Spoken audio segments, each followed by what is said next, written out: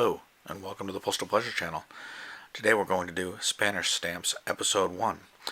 This will be an unboxing, which I actually already got a head start on.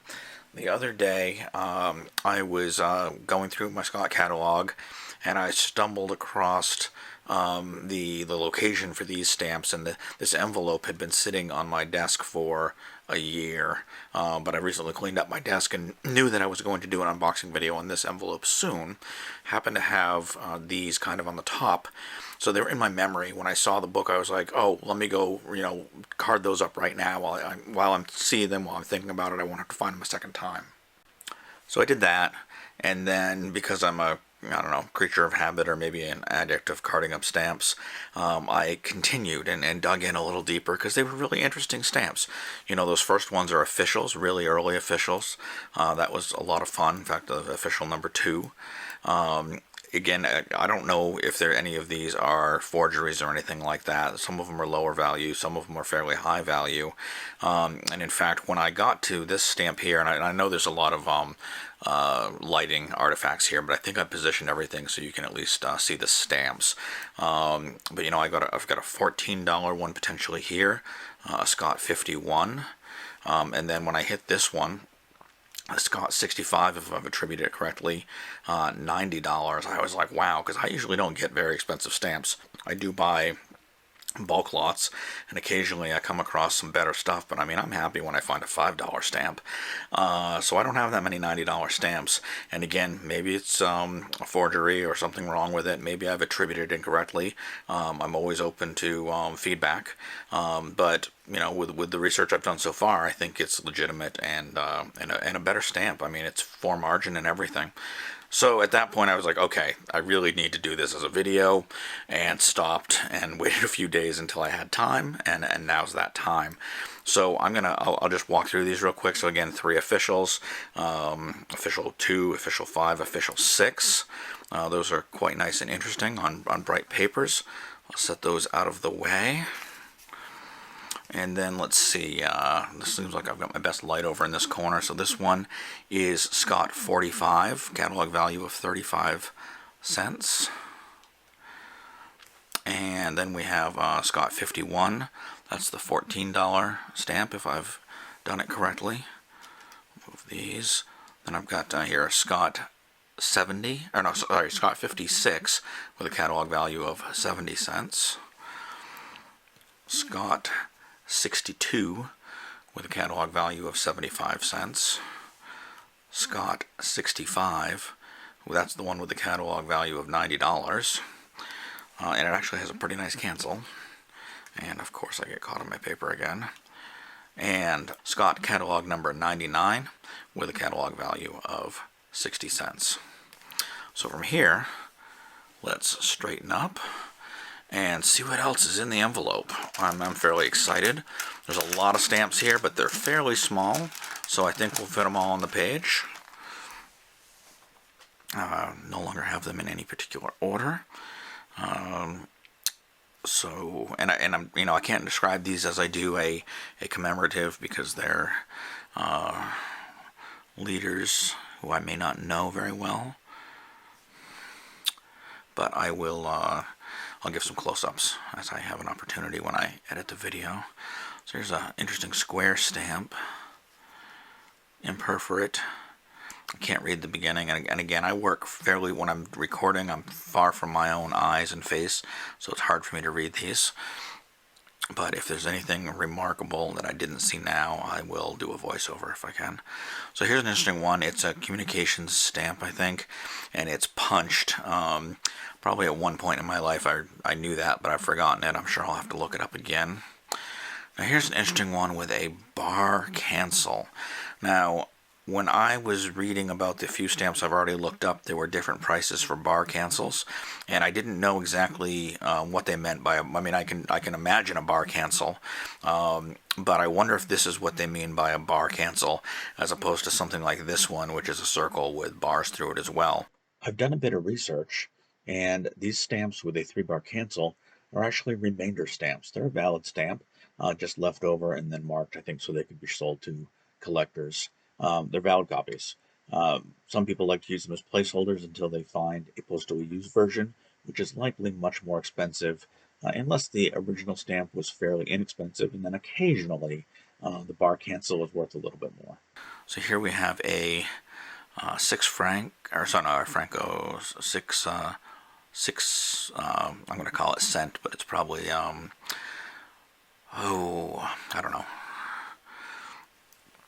I want to say centime, but I know that's French, so that's not it. There's a 15 de pesos. I really should sound, if I researched well, here we go, 10 cent, oh, so cent is 10, basically, so 10 escudo, I believe. Again, it's a punched stamp. But yeah, I should really come off a little smarter and research a few rulers for 5 minutes and learn to pronounce the different denominations, currencies.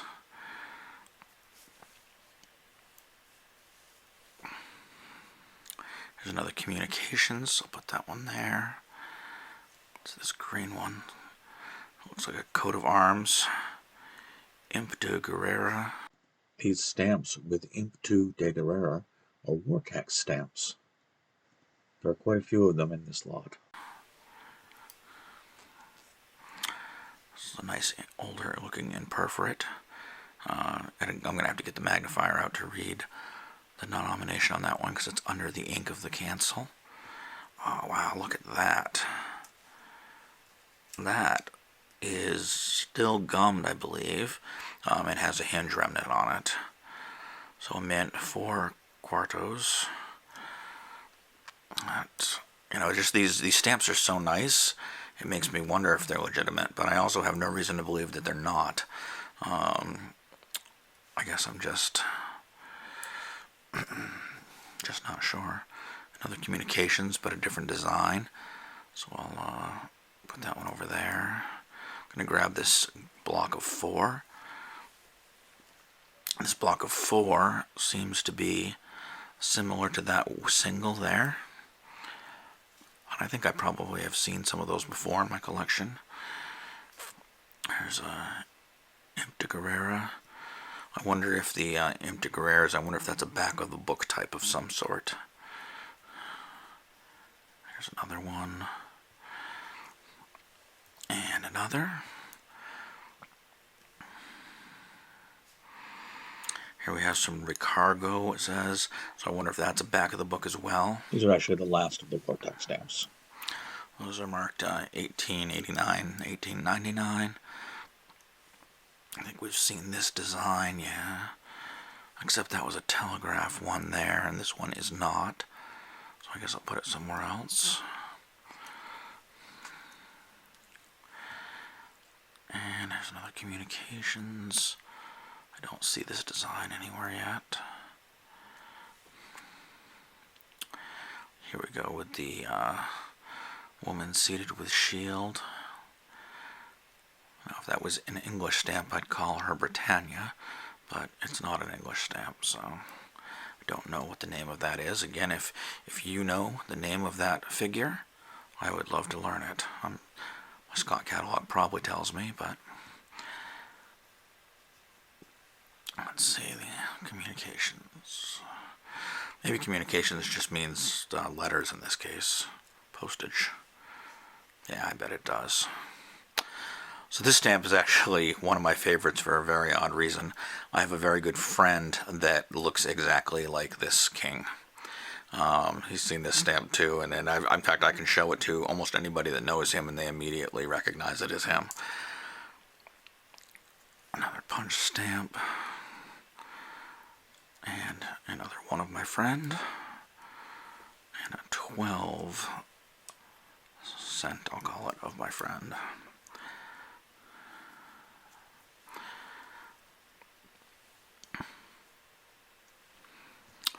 Another one that's punched. The punch cancellation indicates telegraph use. In this case, we see it on a telegraph stamp, so that makes sense. But it can also be used on regular communication stamps, and typically it lowers the value significantly. There we go. This looks like a little set here, 3 in a row. I like this coat of arms. Do I have it up? No, it's upside down. That's better. 5 cent peso. Whoops. Looks like 10 escudo most likely. It's not exactly the same, but let's see. Another coat of arms. Do I see a similar one? Yeah. Okay, I'll move this and put it there. We're still in frame. I just bumped this a little. Let me pull it back. There we go. God, there's another bar. Interesting. I bet that's what they mean by a bar cancel then, now that I'm seeing repetition.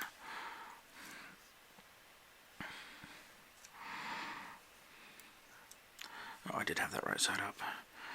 50 centimeters.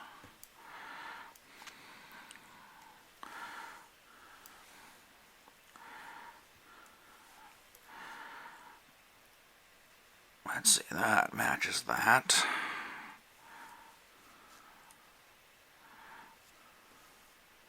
Those two could be the same type, which could also be the same as that one with the bar cancel. So put those 3 vertically over there. And this one could be one of those. Looks like I might have a few more of those. And we ultimately will have plenty of room for this set because they were all small stamps.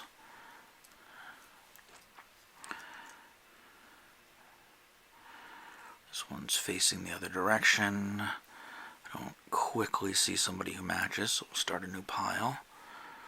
And here is one more of this lady up here. I'll just put this up here. That's a match there. Of design, I should say. And similar, but not quite. I think this is a... Nope, that one matches that. Good. Okay, we're going to match there. And the final stamp is a woman. Do I see a match in an oval? Yeah, I believe that matches there. Okay, so that's the set. I'm really excited about these older stamps. What a fun envelope. If you have any information on these, I'd love to hear it. And I'm going to now start taking some pictures and doing some research. Thanks for watching.